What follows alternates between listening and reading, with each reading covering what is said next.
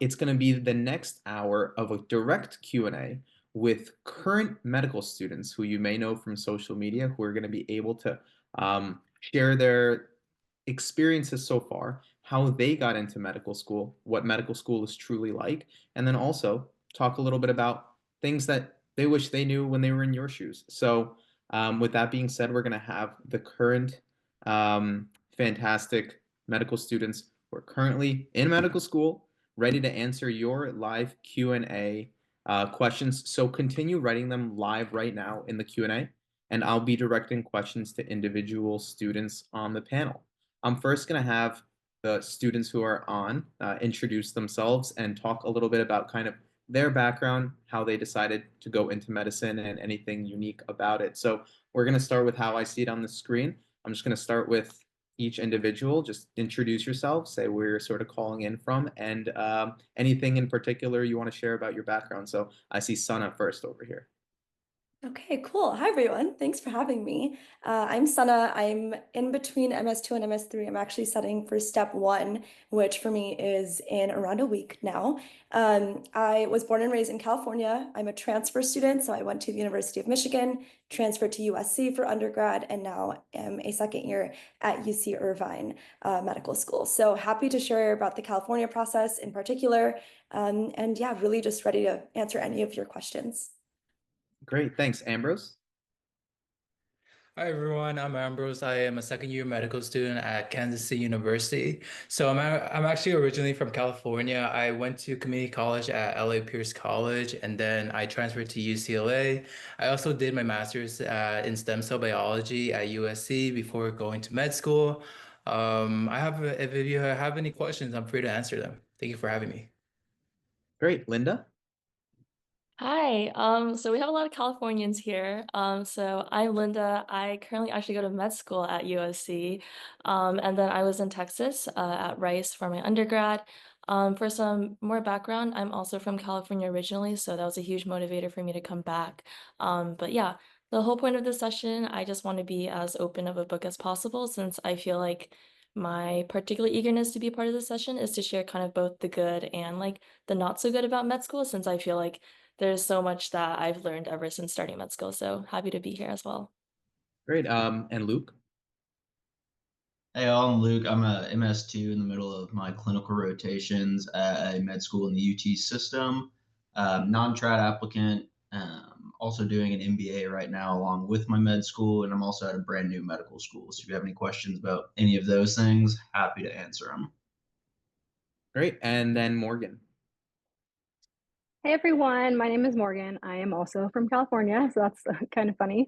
I am in between my second and third year. I'm completing a research year at Kansas City University. I got my master's at Tufts Med in Boston. I'm also a mom, and if any one of you is a parent pre-med, feel free to ask any questions on that. I'm also getting a dual degree in bioethics, so if you have any questions on dual degrees, I'm happy to answer that as well. Awesome. So we're going to get through as many questions as we possibly can today, and I'm going to be directing questions individually to different panelists today. So the first question that I want to ask as we get more and more in the Q&A is something that you mentioned, Luke, was that you're a non-traditional applicant. Can you give us a little bit more about your background and how you feel like that played a role in you getting admitted to medical school? Yeah, absolutely. So I always kind of knew I wanted to do medicine in some form or fashion, but I didn't really know like whether I wanted to be like a nurse, paramedic, PA, doctor. And so when I graduated, didn't really want to commit to like going through all that college yet, not knowing what I wanted to do. So I actually joined the military. Did 6 years as a medic in the military.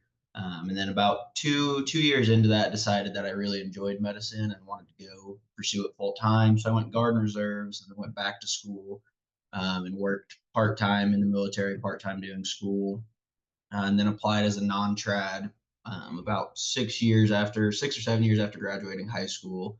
And it played an just huge role in my application, to be honest with you. I think I talked about it and was asked about it in about every interview I did. It just allowed me to get a lot of really cool clinical experience in a lot of like non-traditional environments. So like I lived in the Arctic Circle as a medic, providing for an Inuit village for a couple months. Got to travel around the world doing medicine. Got to see medicine from just kind of all kinds of different viewpoints. And I think just getting out and having those experiences was huge in the application process. Awesome. Thanks so much for that answer. And as people are asking questions in the Q&A, if any of you aren't currently like speaking or giving an answer, you're welcome to write in the Q&A and just answer questions that way, so we can try to get through as many as possible. And I see some people directing questions individually to people, which is great as well. Several people actually have asked Morgan a question about being a mom and being a medical student. There are a couple people on here like Zoe and an anonymous attendee who are also parents. And they wanted to hear a little bit about what the balance is like, whether it's in the preclinical setting or also when you're on clinical rotations, about being a parent and also being a medical student. Yeah, I'm happy to chat about that. So I had my first two kids before medical school. My second son was 9 months old when I started medical school, so he was still pretty young when I had started. So I was really working on finding a balance. What I think is really important is having a supportive support system, really. My husband does a lot at home for us, and I would treat medical school kind of like a job. So I'd wake up and get ready for the day, and I would study from like 8 to 5, including class time. And then I would take the rest of the evening off after dinner. And if I had to study, I would study after the kids went to bed. And that was really what worked for me my first 2 years. And right now I'm on a research year, so that's a little bit different. But I did just have my third baby a few months ago. So I will let you guys know how it goes when I'm in my rotations next year. Having 3 kids, I have no advice for you on that yet, but preclinically, I think treating school like a job is kind of a really good way to balance med school and family life. Great point. A question for Ambrose is, how did you feel like how did you know you were ready to apply? Like, at what point in your whole journey did you say, okay, I think I'm going to apply this cycle? It's a question from Catherine. Like, how did you feel like, okay, I think everything's ready to go? To be honest, that's a really good question. And my honest answer is that you really never really know when you're really ready for medical school. It's just a leap of faith that you have to take. You've worked so hard throughout your entire life to get to where you are at currently, and then like if you like, for me specifically, when I applied for med school, I was like, it's now or never. If I keep this up, I'm gonna keep pushing forward and I'm gonna keep leading. Like, it's because years are gonna pass by, and I feel like I won't be able to get to where I am. So honestly, if my advice from the bottom of my heart is just to take a leap of faith. You worked hard, you got to where you're at. If it doesn't work out, there's always next year, but you never really know when you're ready. So just trust yourself. It's a gut instinct. Awesome, thanks. Sun, a question for you. It's about the MCAT, and there's a question about how much of the things that are on the MCAT do you feel like are directly then taught again in medical school, or is it actually a beneficial test for later on? Like, is the preparation you put into the MCAT, does it pay dividends later on when you're studying? Yeah, that's a good question. Many of you might be studying for the MCAT, and for me, the MCAT kind of wrecked me. It's a super long test, it's a lot of knowledge, and I think what it teaches you the most of is just how to study. Like, what is your learning style? What do you need to succeed on a test that big? I will say the content, you like run through that content in the first week of medical school, and then you start moving forward with like very medically focused content. So I will say that the exact content that might be on the MCAT, I don't feel like I think about anymore because that's like the foundation. But the way I studied for the MCAT and now the way I'm studying for step one, those grew upon each other. So that part is definitely important. Got it. Question for you, Linda, from Rujula, who says that, obviously preparing and studying in medical school is very stressful, and it always feels like, people are so smart and put together. But, at the same time, were there moments in your kind of journey that you felt like you weren't smart enough or you weren't good enough? And how do you overcome those times? Yeah, I love that question since it's like a running joke where I'm always just like, oh, is an imposter, imposter syndrome, like, oh, is like hits me in every single environment I step into. Um, and like truly, like the reality in my life is like that never really leaves. Like as I'm starting my clerkships now, like even after like taking step one and getting through like all of pre-clerkships, I still struggle with that. But I think just reminding myself that like truly like the people who succeed in med school are not the people who are just smart. Like they're the people who like truly like put in the time to like work and study. And so like I just try to remind myself like everyone has different gifts and talents that are like truly so important to like be used in the medical career, and that's what brought them into like this profession and into medical school. So like just reminding yourself like you were chosen for a reason, and like even as a pre-med, like the work that you're putting in like will produce results, and like don't ever see yourself as less, because truly like comparison is a thief of joy, and I'm like very guilty of that. So I don't know if that's really answering the question, but I feel you. So No, of course. And so remember, everybody, when you're writing questions, write them in the Q&A portion at the bottom instead of the chat. The chat isn't always visible and it goes away. So make sure you're writing in the Q&A where we can directly answer them today or later on if we can. But Arvind actually asks Luke a question here about the UT med school system and also about kind of being involved in different aspects of military service or types of other service towards people, and what that experience was like for you, and if you have any recommendations about it. Yeah, can you read the question off? Sorry, I was typing another one, so I didn't see that one. No worries, just kind of how you gain experience in medicine, how you use your background to kind of apply, and how you discussed it. It's not really like the direct question, but Oh, gotcha. All right, yeah. So like for me, obviously, I didn't do much shadowing because I had like lots of clinical experience. And so I think getting clinical experience, whether you do an MA, an EMT, even things like patient care transporter or scribing, is really big in the application process. Right, everyone kind of shadows. That's kind of like the go-to easy way of getting clinical experience. But getting to have actual patient care, getting to like talk to patients, be a part of the care team, played a really big role for me. And so if you can get one of those jobs, I think it kind of shows you a different side of medicine versus just like the bystander observer role that you get while you're shadowing. And so that's kind of how it played out for me a lot. I don't know if that really answers your question or not. no, that's great. Absolutely. I actually have a question from Zoe here for that I want to ask everybody, if you don't mind. It's a question: how many medical schools did everyone apply to? How many do you recommend applying to? So I kind of want to just go around and just a quick, brief answer from everybody about it, starting with Morgan. Yeah, I applied to 25 MD and about 25 DO schools, and I'm currently at a DO school. Awesome, Sana.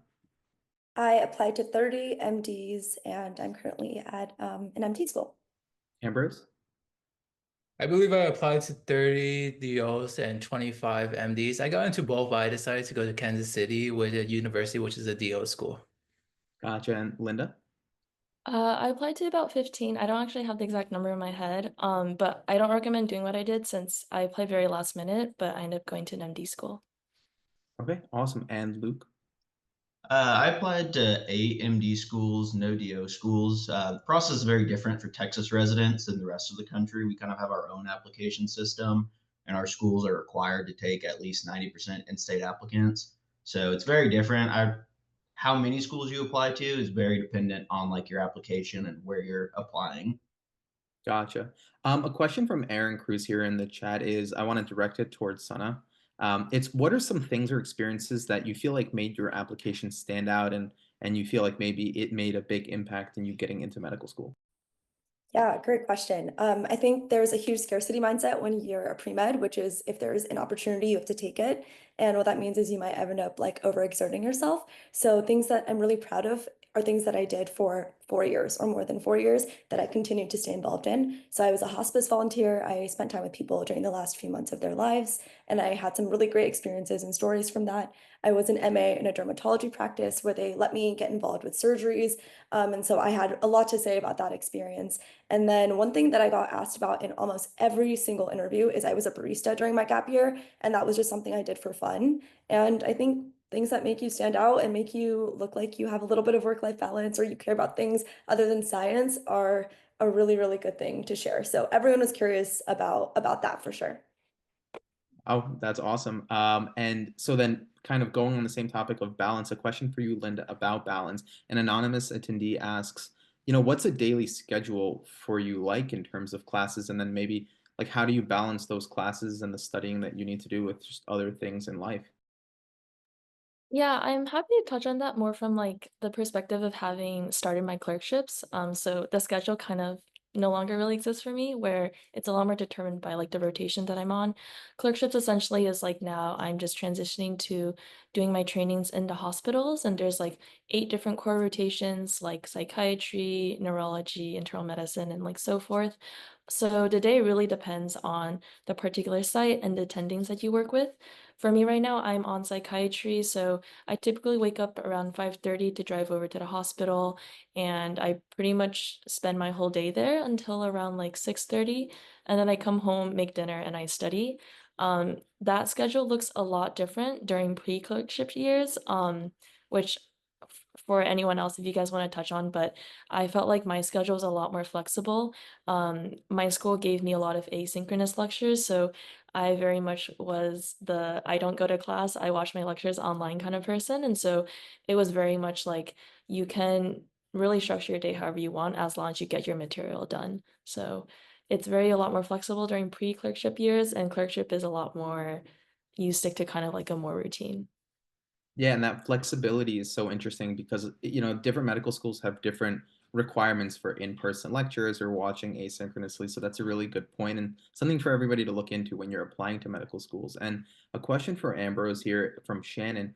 Could you elaborate a little bit more about how you decided to go to your medical school, what your thought process was like, and kind of your thoughts now that you're a current medical student about it? Yeah, so when choosing between the MD schools and the DO school I'm currently at, I mainly looked at like resources and the match rates of each school, and I chose based on what I felt like had the most opportunity for me and the most room for me to grow, and whatever is most convenient. Because the MD school I got into was the Uniform Service University School of Medicine, and I felt like my goals weren't exactly aligned with their school, so I ended up choosing KCU. Great. Just moving on to additional questions. A question for you, Morgan, is the following from Kendall. Kendall asks, how did your study habits change or develop in medical school compared to college and kind of the things that you've done before? Because it's a kind of a different approach in medical school, right? Yeah, so if any of you guys follow me on Instagram, you know that I talk a lot about how I had a lower GPA from college. I really didn't know how to study, and that's something that I kind of figured out through my master's program, kind of by just the pressure of it. I knew I had to perform well in order to kind of increase my odds of going into medical school, so I had no choice. But a lot of trial and error went into that, and it's gonna be different for everyone. But once I got into medical school, I really kind of I think Sana had said that she stopped going to lectures in person. Is that right? I did the same. So I stopped going to lectures in person just because I felt like I could get more done at home with taking breaks in the lectures when they were not actually live. So I could take a break and kind of process what I had learned, and then I could transfer that to practice questions or Anki. And I felt like that was really a good way for me to learn. But again, it's different for everyone, so it's hard to say. A lot of trial and error, though. Right. And so Nandini asks a question about gap years. So could you guys remind me if any of you took gap years? Just raise your hand and I can go. Okay. Okay, awesome. Starting with Sana, maybe could you talk a little bit more about the value that you feel like the gap year brought you and how you were able to use it as part of your application? Yeah, for sure. There is a lot of thought on whether a gap year is important or not, and I've never met someone who regretted their gap year. I think every single person had the best time spending it with family, friends, getting more experience, and ultimately, most people make themselves a stronger candidate for med school. And this is because the gap year gives you time outside of your education to see what are the holes in my application. Like, do I have enough clinical experience? Do I have enough volunteering? Do I have enough research? And that's your time to really nail those in. I also stayed at home because my grandpa was on hospice, so I just wanted to be with my family. But I also knew that I wanted more clinical experience and I just wanted to travel. And I think like those things honestly can't wait. I just wanted to do it right after school. And I came into med school with so much more energy and I was ready to tackle how hard med school would be. So I recommend it. Gotcha. What about you, Ambrose? Yeah, so likewise, I don't regret my gap years. I actually took gap years. I don't know if technically one of them I did my master's, so I don't know if that's the technical gap years, but then did a year where I didn't do anything like school related. I took the opportunity to focus on strengthening my applications, like doing research, just basically taking care of my well-being. And then like for me, it's not a gap year, it's more of like a growth year. It helped me like discover why I really wanted to do medicine, whether or not this was the right goal for me. It helped solidify this idea. And yeah, I don't regret it at all. Cool. And same question to Morgan. Yeah, so kind of like Ambrose, I did my master's in one of those gap years. So I took a year after graduating. I had my first son, and then I worked as a scribe in the ER for that year. Well, I worked throughout college as a scribe and then continued in that year after. And then I did my master's. And then during that last gap year, I was a research assistant on a clinical trial through my master's program, and I completed my thesis. So I think all those things definitely contributed to having a solid application. So getting stuff done in those years is definitely beneficial. I'm very happy that I did those. Gotcha. Very cool. A question for Linda is about shadowing. Do you feel like shadowing was something that was easy to get, difficult to get? And did schools ask for it, or did you feel like it was kind of like a requirement to know what you're getting yourself into? So on one end, as like a pre-med, I definitely fell into the trap of like, okay, I need to hit a certain number of shadowing hours. For some context, I was also in college during COVID, so I do feel like there was slightly more like leniency in terms of not having like that many shadowing hours. But I think just like on a outside of just like applying to med school, like actually understanding like what you're getting yourself into is like super important. And so for me, like I didn't do as much shadowing as I would have wanted to, but I did get involved in a lot of clinical experiences while I was in college. And like I think overall it's just like getting yourself involved in the setting that you eventually will see yourself in is super important since I think like even now as I'm like starting clerkships, like that itself is a whole new experience that's like totally different from shadowing since you're actually like involving yourself in patient care and like actually getting to like be a part of the like healthcare team. But like really getting that exposure early on is super important. Right, and those clinical years of medical school are completely different than shadowing, exactly, but they're really, really interesting. And a question now for Luke is about kind of exam taking in medical school. The first 2 years of medical school are traditionally, pre-clinical, where you're doing a lot of studying and taking exams. Destiny's asking here, like, how frequently are exams? Do you feel like you have enough time to prepare for them, and is that basically like all you're doing? Yeah, so again, this one kind of depends on your program because every program does it differently. So, like the one I'm at, we don't do 2 years of preclinical. We do 18 months. And during the 18 months of pre-clerkship, we have one major exam every block. And so our anatomy and everything is all looped into one big final at the end. And so our blocks are typically 2 to 3 months long. And so we have one, it's like a 3 days of exams because you have your anatomy exam, your didactics exam, and your OSCE. And we just have those once a block. So every 3 months or so, we have one big exam. But we also have quizzes every week to kind of like let you know how you're doing. And they didn't really count for anything. They actually just switched it for the classes under us now. They do count towards the final grade. But for us, they were just kind of a measure of how you were doing so you could identify weak areas and whatnot. So we felt like we had plenty of time for exams. But obviously, if you took advantage of that and like didn't study continuously throughout it, you would get behind and you did not feel like you had plenty of time. But as long as you stayed up on things and stayed current, we were very fortunate at my program. We had plenty of time in between big tests. But I'm Gotcha. curious what the other schools did because I know we do things kind of weird at mine. Yeah, like Sana, what's your school like for exams for first 2 years? Yeah, our my school has exams at the end of every block. So, for example, we'll like learn all of cardiology, and then at the end we'll do a big test. That test is on our iPads. And then what's really nice about UCI is you actually see your grade right after the test. So we all go into this big room. Our test scores come out on our laptop or on like on our iPads, and we get to grade them right there. So you don't go home wondering or being stressed. You can just move forward with your life. And all of our test questions have answers to them. So if you got something wrong, you can kind of understand, justify why they were wrong. And all of our professors also come to that. So if we have any questions or we want to like argue with them and get some points back, we can totally do that too. So everything is done in person, but on our laptop, on our iPads, sorry. Awesome. Moving on to a question from an anonymous viewer for Ambrose. It's about the personal statement.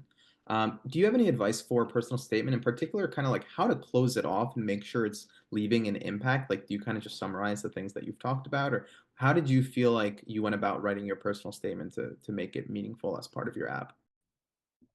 Yeah, that's a really good question. So when tackling the personal statement, I feel like it's one of the hardest aspect of the medical application to tackle. But to be honest, just be genuine, to tell your life story, create a story in a way where it leaves the audience in awe and wanting for more. How I do it is that I did like for my personal statement, I opened it with like an open-ended topic, and then I ended it off with something that I learned, how I could grow, and then how it helped me realized my passion for medicine and how I can be a better person as a result and how I can be a better physician overall. So just be genuine, just don't be generic. Your life story is different, your life story is unique. So just make sure to make it shine.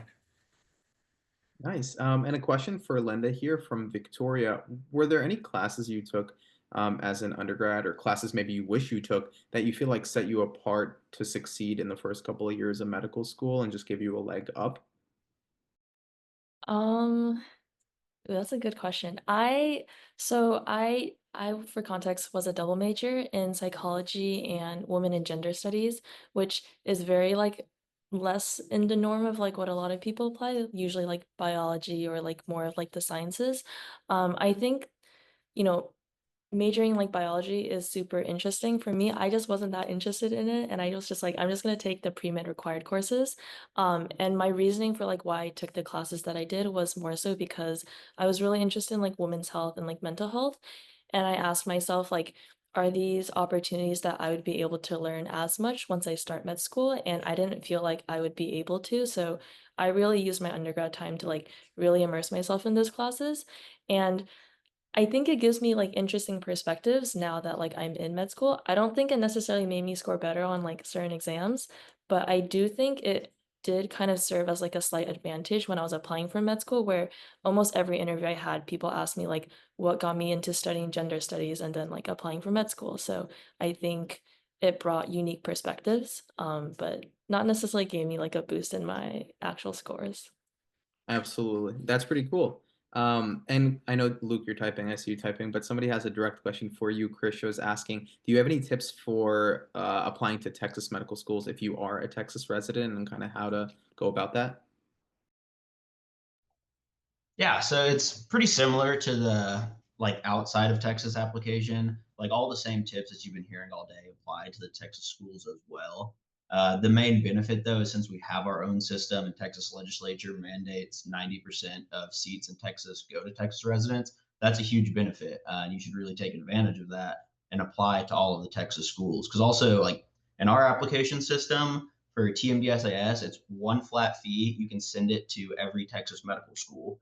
And so lots like you can go in and like select not to send it to them, but it's the same price. Send it to everyone, cast your net as wide as possible, get out, finish all the secondaries, just give yourself as many chances as you can would be my best advice for Texas schools. Great. Cool. And question for Morgan now about research. How did that get brought up in your application or like in interviews? Like, did people ask you about research and what weight did that get placed on your application, do you feel like? Yeah, so actually none of my interviewers asked me about research at all. I kind of volunteered the fact that I was working on a clinical trial and they were interested in that, and then I spoke more about it. But um, when I applied a few years ago, I didn't feel like research was heavily emphasized in any of my interviews. I mean, I think it can definitely be beneficial, and if you have it, that is something that can really help you. But I personally don't think it's necessary to have research to apply to medical school and get in. It can only help you. That's just my experience, though. Gotcha. Um, Anyone else have like thoughts about research as a whole? Like, because I know it can be kind of like a one of those topics where some people don't do any research, some people do a lot of research, and then there's everything in between. But a lot of people still end up becoming physicians even without a lot of research. So, anyone else have thoughts about research as a whole in the application process or how it might have come up in your application or in interviews? Anyone? I would kind of second what Morgan said. I think there's the kind of the notion that everyone needs to do research to get in medical school, but I don't really find that to be factual. I did research just to check the box. I did a semester of bench research and I hated it. And like I think when I got asked about it in my interviews, I think it was very clear that it wasn't a passion of mine and I did it just to check the box. And I think that kind of hurt me, to be honest with you. So if it's not something you're interested in, don't do it just to check the box. But also realizing that there's research besides like just lab bench research out there. Like you can do community research, you can do research over anything out there, and still kind of spin it into the application cycle. So don't feel like you have to go do hard science research either. Because like in med school, we have to do research for residency, and all of my research in medical school is not basic science researches because I learned my lesson. So there's a lot more opportunities out there. You just kind of seek them. Gotcha. So we know that one of like the hardest parts of applying is like crafting your why medicine story, right? So when you're interviewing or when you're applying and then when you're interviewing, like there's a question for Ambrose here. Like, how did you convey your interest in becoming a physician while also not kind of almost like saying what everybody else says? Yeah, that's a really good question as well. It's just, I guess to answer this question is basically trying to tie in your personal experiences throughout your years in undergrad and basically the environment that you are exposed to and how it personally and uniquely helped you choose medicine. I would just say just basically seeing like me, for example, I come from a low income. I'm first gen. So basically, I've seen personally firsthand like how limited healthcare medicine and access to medicine is with lower income family and households. So that personally helped me understand why I wanted to go to medicine, and my over like that helped me make a decision of trying to make a difference in my community and stuff. And so basically it's just like a type of like individualized experience and how it really helped you tie into why medicine overall. I don't know if that really answered it, but No, I no, hope it. that was awesome. And so, kind of on the topic of the question we had asked earlier, this is going to be for Sana. It's about kind of applying to X amount of schools overall. How many interviews should somebody expect, or maybe not even so much that as like, I just see a question from Melissa, like when you get secondaries from these schools, like how do you answer them quickly in time, like with good explanations and good stories, because like timing is important there, right? Yeah, so for those who don't know, you submit your primary application, which is like your personal statement and a bunch of big things to all the schools you're applying to. And then around like a month or so after you apply, schools will start to send back secondaries, which are like specific essays for those schools. However, most of them want you to send in those essays within 2 weeks. And say you have 10 schools asking you for 5 essays each in 2 weeks, that's like 50 essays, too much to do. So there's a process called pre-writing, which I highly recommend. And there's really common questions that a lot of pre-meds can plan their answers for. So for example, like 18 of my 30 schools asked me, what are you doing during your gap year? Or explain some sort of like clinical experience, or what's a adverse experience that like made you grow. And you can find these online. You can just search up common secondary questions and pre-write those as you're applying to help you with that. As for interviews, I really think it's like a little bit of luck, a little bit of who's reading it, a little bit of where you chose to apply. I applied to 30 schools, I got 4 interviews and then 3 acceptances. Gotcha. Very cool. Thanks for that thorough answer about it. Because yeah, secondaries is, I mean, it's a lot of writing that you end up doing as an applicant. So I appreciate that answer. A question for you, Morgan, is from Nayeli, who asks, you go to the hospital, you do your clinicals, you have to come home after a long day, and you still have to study, and you have other things going on. Like, how do you find the motivation to do that when so much is going on, both in the hospital and outside of the hospital as a student? So I might not be the best person to ask that because I haven't started my clinical rotations yet. I am going into my third year rotations in the summer because I'm technically a third year, but I'm on a research year right now. So that might be a better question for someone else. Well, for No one else here is the third year though, huh? Well, yeah, it just like for anybody who has to balance so much on the plate in I one see. one day, it's like it's hard, right? Like you have so many competing Yes. interests. It's really hard to balance. So Yeah.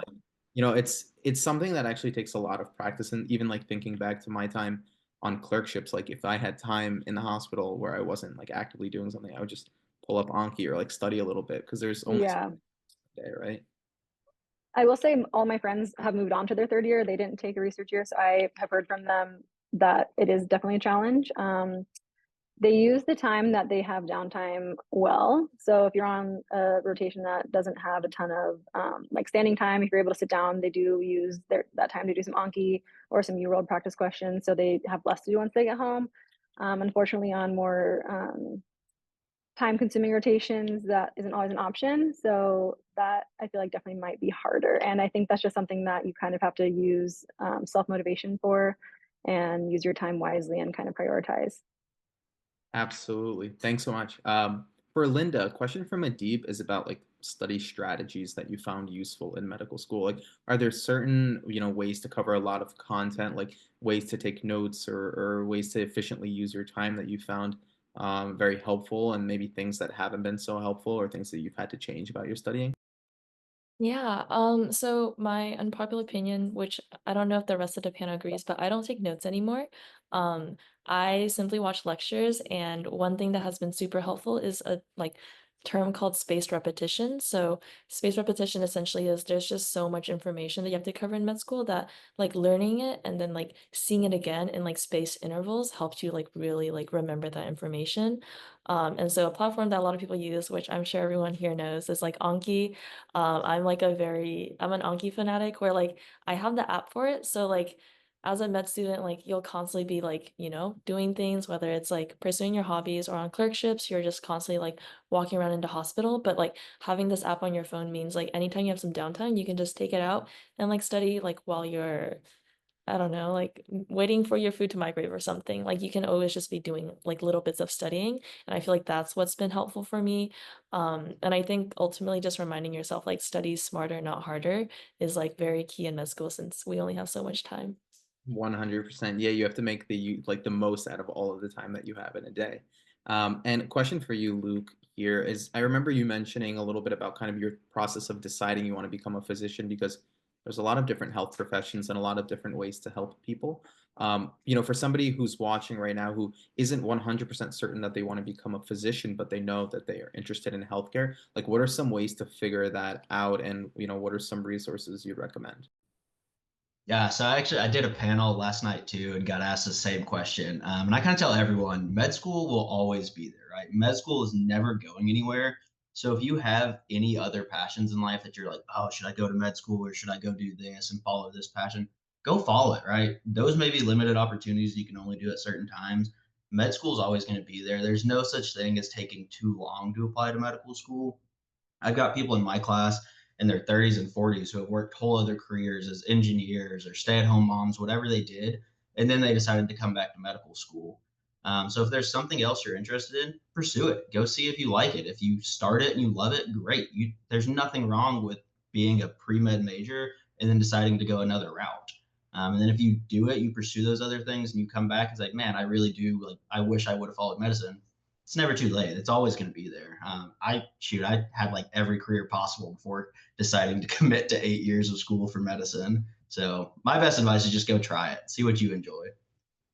Perfect. So I see a question from Sedona here, and I want to take in two different directions. It's about pass fail. So I want to ask first Ambrose a question about, do you feel like pass fail is like something that you looked for in a medical school? Was it something that you felt like you valued because it would allow you to focus a little bit differently on your studies, or was that not really a factor in when you were deciding? Yeah, it's a really good question. So actually, pass fail curriculum actually was one of my highlights when choosing a medical school. That's one of the reasons why I chose my school over the other school. I think having a pass fail curriculum, it really eases the student's soul and like mentality. It's just like, and it also is like it promotes a more like well balanced and also like a more friendly and cooperative environment within your medical school. Because everyone's so different. Everyone excels in the different things, and basically having like a constant like ranking attached to your name, it really makes a lot of people worry. But like having that pass fail curriculum, there comes pros and cons, but at the same time, it really helps you ease your studies, and because med school is really like stressful. There's gonna be a lot of days where you have sleepless nights. But like having that pass fail rather than like other curriculums like ABC, it really makes it much better. Cool. And so we like have this preconceived notion of what those days of medical school are going to be like. We have ideas of what we think medical school is like. But question for you, Sana, about that is, what now that you're actually a medical student, like what surprised you the most about it? What didn't you expect? And now that you are going through the process, like Is it different than what you thought it was going to be like, or is this kind of what you expected? Mm, yeah, that's a good question. I like don't remember what I thought med school was gonna be like. It was like this huge like halo. I was like, oh, it's gonna be amazing. And honestly, med school has been really fun so far, and I think it's just like picking the right place. You make good friends, and you're studying something that inspires you. Something that I will say was different than what I expected is how easy it is to get like opportunities. I think when you're a pre-med, you're begging people for research. You're begging people to shadow and you're in med school and all of a sudden like the world is your oyster. You can shadow whoever you want, you can do research in anything you want, and it's a matter of identifying what matters to you, how much time you have, and what you care about, and you can be a little bit more selective. So I think my work-life balance has been much better. I think I've had a lot more fun in med school because I just need to focus on that, and I think there's a lot less pressure on doing extracurriculars in medical school. It's a lot more about learning your content and passing your tests. So I think the thing that makes being a pre-med hard is you're doing 1,000 clubs and activities. You never get to sleep and you're always stressed. But now that you're here and the light is at the end of the tunnel, it's a lot better than what I thought. For sure. Yeah, it is. It is honestly a good time. It's difficult, but it's a good time. And a question for you, Morgan. It's about letters of rec. I see Crystal here ask a question like, do you feel like, you knew who to ask? Were you close to your letter of rec writers? What was your thought process about how to go about asking the people who ultimately ended up writing you strong letters? So first and foremost, I think the most important thing to touch on is how you ask, because it's important to ask for someone to write you a strong letter, because someone could say, yes, I'll write you a letter, but it might not be a very good one. And most of the time you don't get to see those letters at all. So you kind of are just taking their word for it. So asking for a strong letter is something that was always really pushed on me by my mentees or my mentors as a mentee. But as far as picking who to ask for a letter of rec, I think it's really important to choose people who you feel like know you well as a student. So the professors that I spent a lot of time in office hours with would be the ones that I asked. So I asked a few of my science professors, like a biochemistry and an organic chemistry professor, to write those science letters. And then I asked some of the doctors that I was really close with that I worked with in the ER, and those doctors knew me very well through my 5 years of scribing with them. And then also at my master's program, we had a committee letter, so that was helpful. That was kind of built in. But asking for letters is something that should be kind of personal. They need to know you well because that's how they're going to write you a really strong letter. Gotcha. Yeah, it's that key, like Dr. Hageman actually said earlier today during the dean's session. It's about getting strong letters of recommendation, not just kind of getting enough to apply. And a question for Linda here is from Ella in the chat, who says, I feel like I'm really bad at writing. Like, how would you recommend practicing writing, whether it's for something like a personal statement or a secondary essay? Like, what advice would you give for somebody who feels like maybe their writing isn't like where they want it to be? Writing.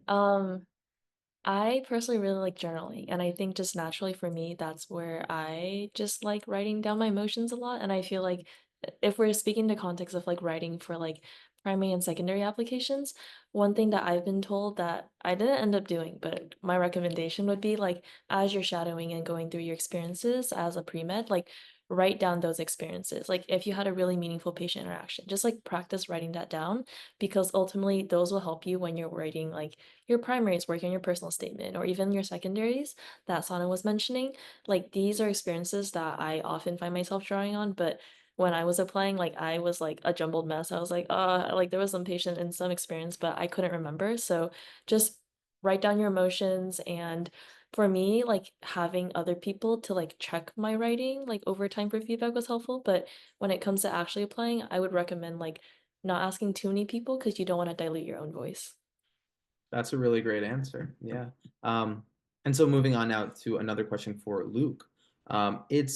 It's kind of looking back now that you're in medical school, if you could sit down with your pre-med self who was maybe thinking about going into medicine and going through the kind of the motions of all those checklist type things that you felt like were necessary. Like what would you tell him? What would you say looking back, like to maybe do differently or maybe to keep doing? That's a really good question. Honestly, I would say just to relax. I think so many of us put so much pressure on ourselves because, like, for a lot of us, this is something we've wanted to do since we were like kids. Like, we've all known at some point we wanted to be a doctor, and so like all of that pressure kind of just continuously builds as you go through high school and then get into college, And then you're stuck in a degree plan. You're like, oh, if I don't get into med school, what am I going to do? And you kind of start putting all this pressure on yourself.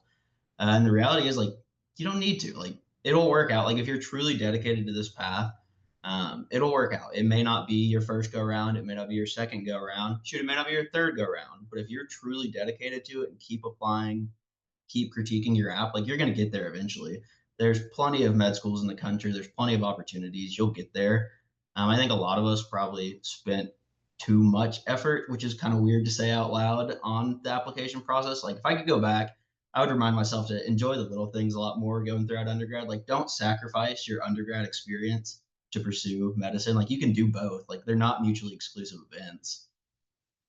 Yeah, and what you mentioned there is such a key point because there's right now there's over 600 people watching, right? And it feels like almost like if you're one of these 600 people, everyone else is like your competition, like, oh no, there's only so many spots and it's such a tough process. But what you really should realize is that the people who are putting in the work to prepare and to be at something like this today and to learn and to try to absorb as much information as possible, like you can all become physicians and there's enough spots in medical schools across the country to make it happen. It's just about applying at the right time and doing the best you can to craft your own application. So I want to keep going through questions because the questions that you're asking are awesome. So keep it going in the Q&A.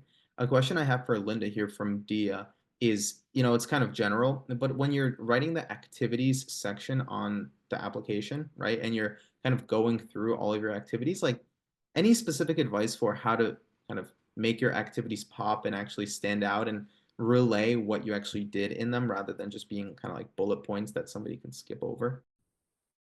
Yeah, I have so many thoughts on this, just because um, before even like talking about how we're writing each individual activity, what I did that I found really helpful was like I just like had a whiteboard and I wrote down like every possible little thing that I ever did. Because ultimately you only have like I believe it was 20 activities, someone correct me if I'm wrong, but like I ended up doing I spread myself too thin in college basically, and I ended up having more activities than I could actually fit. So it's a matter of also choosing, oh, 15, thank you. It's a matter of like choosing which activities to include that kind of paints your narrative of like why you are applying to med school in the first place and why you want to pursue medicine. So start there first, and then once you have that kind of theme, because essentially when I listed out all my activities, that's when I realized I was like, oh, I like accidentally just basically did everything related to like mental health and like gendered health that I was really passionate about. And then from there, as you're writing down your activities, I didn't use like a bullet approach. I just used more of like my narrative, where every activity I wrote was kind of like reinforcing my narrative of like, this is the kind of physician I want to be down the line. So like these are activities and these are the stories from these experiences that really made me like convince me that I really want to pursue medicine to become a future like blank and blank doctor. I don't know if that makes sense, but No, it yeah. absolutely does because like it's something that really matters. And I want to ask Sana a question here actually about when you're applying, right? When you tell people you're interested in becoming a physician, right? Like I'm sure a lot of people have advice, or there's people all over. There's a lot of resources, and there's people all over the place who have things to say. I have two questions based on that. One, it's just based on something I saw in the Q&A. Were there any like high yield resources you felt like were really helpful when you were applying in general, whether it's like for applications as a whole or the MCAT? And then two, was there like a particular piece of advice or specific resource that like really stood out that you felt like made a difference for you? Okay, ooh, high yield. So the biggest things I would use, I guess, for the MCAT, I'll start there, is practice. So make sure you do practice problems. The AAMC, which like delivers the MCAT, actually has their own selection of questions and question banks. Would highly recommend those. Like the test writer is giving you questions that mimic what the MCAT is going to look like. So absolutely use those. UWorld is awesome for more practice questions. So I think that for the MCAT is what I would recommend. As for the other parts of the med school app process, I actually used Med School Coach before I even like got involved with you guys in this way when I was a pre-med. So I did virtual shadowing through Med School Coach and I got like 20 hours from that and I got exposure to a lot of different specialties that I wouldn't like. I don't know a neurosurgeon, but I got to like fake shadow a neurosurgeon through Med School Coach. And then another one is Dr. Ryan Gray on YouTube, and he like walks through people's applications, and that gave me a good idea of how people who were successful wrote and how people who were unsuccessful wrote. So those ways of just seeing examples are the highest yield things that I would say. As for the biggest piece of advice, I think I'm just gonna reiterate what everyone else is saying. Now that I'm here, I really wished I relaxed back then. You are all so motivated and talented, but there's only so many hours in the day, and you'll regret like not spending time with your family or not going to those parties and like doing all those fun things. So if I were to go back and tell my younger self to do anything, I'd be like, just relax. You're doing so much. And you'll get in. And even if it takes like an extra year or two, that's totally okay. Like a gap year is a very, very positive thing. Yeah. True. And I want to ask every single person actually that question about like the single biggest piece of advice, like you were talking about, because I want to make sure we hit on that in the last 10 minutes we have on this session. So I'm going to go one by one and starting with Ambrose. And like, what is the single biggest piece of advice that you would give to somebody who's here on a Saturday watching live, who's interested in becoming a physician? Like, what would you tell them? Yeah, so the biggest advice is self-care. Make sure to take care of yourself. I know getting into med school and becoming a physician is a very big deal for many of us, if not all. But your self-well-being, your self-care is the most important factor. Make sure to get rest and make sure to just be you and enjoy life while you can. Life is short, so make the best out of it. Awesome. Linda, same question. Feel like we're all touching on a similar theme here, but I think, yeah, truly just like develop your hobbies. You only have your 20s once in your life. So, like, your hobbies will shape you and it will shape the kind of doctor you'll eventually become because, like everyone's saying, like, you're gonna make it if you truly, really want to. Like, there's so many resources, so many networks out there supporting you. Um, like, ultimately these hobbies are ones that will shape you as a doctor, but also will be like the things that you lean on when the journey in medicine gets tough. Like for me, it's running. Whenever I get stressed, I run. And so like having that for me in med school has been like so key to my well-being that like having that early on and developing that like during your 20s is like super, super important. Yeah, absolutely. Luke, same question for you. Single biggest piece of advice you would give to somebody watching. Yeah, I mean, I think I answered it earlier about relaxing, but again, just learn to give yourself grace would be my other one, right? I feel like it's really easy to get caught up in like realizing how much you're not doing right. Then like someone else was saying earlier, I don't remember who was saying it, like you're doing so much. Like even just to get to this point, like the fact that you're on this call today, you're doing so much already in your pursuit of this goal. So like take a step back and like realize that not everything's going bad, even though sometimes it feels like that, learn to give yourself grace early in the process because like things don't get easier once you get in per se. Like a lot of people say the hardest part is getting in. I'm not sure that's entirely true. I think med school is pretty difficult as well. And so the more you can give yourself grace and kind of reset your reality of realizing how much you're doing, I think it'll set you up to be very helpful going through the process. Gotcha. And same question for you, Morgan. Yeah, I mean, I definitely agree with what everyone else has said, and I feel the same way. Something else that I think is super important as a pre-med and even now in medical school is having a really strong why. I touched on this in the chat or in the an answer on the Q&A. Having a really strong why will take you really far because there are going to be days when you're not motivated. There are going to be days when you're feeling really burnt out, when you don't really want to study. But having a really solid why, like why medicine, why I want to be a doctor, will give you that motivation when you really need it. And I think it's something that is going to be very beneficial throughout the pre-med process. And also even now in medical school, I use it a lot when I'm feeling burnt out and I need some extra motivation. Perfect. Yeah. And so we have about 7 more minutes to continue with some questions. And remember, the ones that we get to today, great. The ones that we don't, we will try to get all of them answered and sent to your emails by Monday. Question directly for Ambrose from Caroline in the Q&A. It's as a fellow first-gen student, like how do you feel like there were did you feel like certain things were harder for you because of that, especially going into a traditionally competitive field like medicine? Yeah, that's a really good question. So as a first gen, it was initially very difficult for me to navigate like the whole application process and like what I needed to do to become more competitive. That's why I feel like that's why I chose my specialty, which is not like the traditional trust specialty major for like biology. And my undergrad major was sociology. And so basically, it's really hard because I don't have the guidance that many of the my classmates had as a first gen. So it was really difficult, but then like if you find the right mentors, if you reach out to your professors, if you take every opportunity you have available and make the best out of it, I think it will work out. Just believe in yourself. You've gotten to where you're at based on your own capabilities. So just don't have any regrets and keep pushing forward. Perfect. And I see a question from Axel about did anyone do EMT? If so, how was that experience for you? Personally, actually, that was my biggest clinical experience when I was applying to medical school. I had volunteered back in my hometown, and then at the university that I was at, I worked like as a part-time EMT on nights and weekends. So I think the key is to be able to speak to how the clinical experience that you've gotten, whether it's being an EMT or working at a physician's office or any sort of clinical experience where you see patients on a regular basis, kind of relating that to why you feel like you want to become a physician, because it's one way to expose you to the field of medicine, right? And ultimately, what admissions deans look for, like they said in the panel earlier today, is to see, is this person ready for medical school? Have they fully evaluated what being a physician is like? And have they explored that? Have they explored that versus other fields? And are they ready now? And so, any way that you can get clinical experience, it's really about speaking to your experience doing that. And so, for me personally, it was EMT, but there are so many other ways to do it. And I think that's the key. What everyone said today so far is that you're all unique in your own stories, and there's no one traditional mold of who gets into medical school. It's all just about relaying your message and your story to admissions committees.